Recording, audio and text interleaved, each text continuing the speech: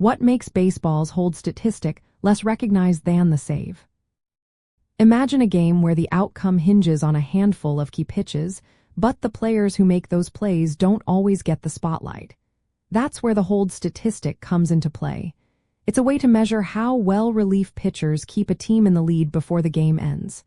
But despite its usefulness, it's not as well known as the save. Why is that? Let's find out. First, the save has been an official Major League Baseball statistic since 1969. That means it's been officially tracked, explained, and understood for over 50 years. Fans, broadcasters, and players all recognize what a save means. It's clear and simple. The pitcher who finishes the game while preserving the lead gets the credit. This makes the save easy to explain and easy to remember. The hold, on the other hand, was created in the 1980s by baseball statisticians. It was designed to recognize set-up pitchers, those who pitch before the closer. Unlike the save, which is awarded at the end of the game, a hold can be earned by multiple pitchers in a single game. It requires a pitcher to come into a game in a save situation, record at least one out, and leave with the lead intact. But they don't finish the game or earn a win or a save.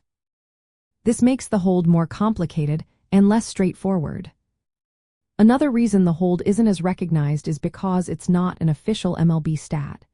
It's used by analysts, teams, and fantasy baseball players, but it doesn't have the same official status as the save.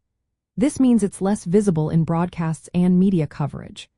The save is easier to explain and more dramatic because it's tied to the game's final moments.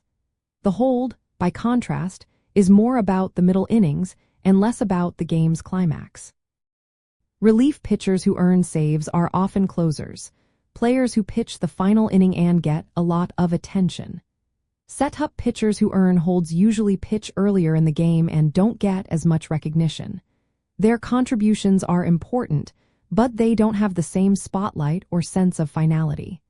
This makes the hold less celebrated and less talked about. Media coverage also plays a role. The save is a familiar stat that fans understand and expect to hear about during games. The hold requires more explanation and isn't as intuitive. Because of this, it doesn't get the same airtime or fan recognition. It's mainly valued by those who follow advanced stats or are deeply involved in baseball analysis.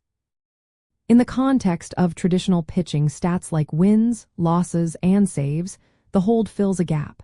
It helps show how effective relievers are at maintaining leads. But because it's unofficial and more complex, it hasn't gained the same level of recognition.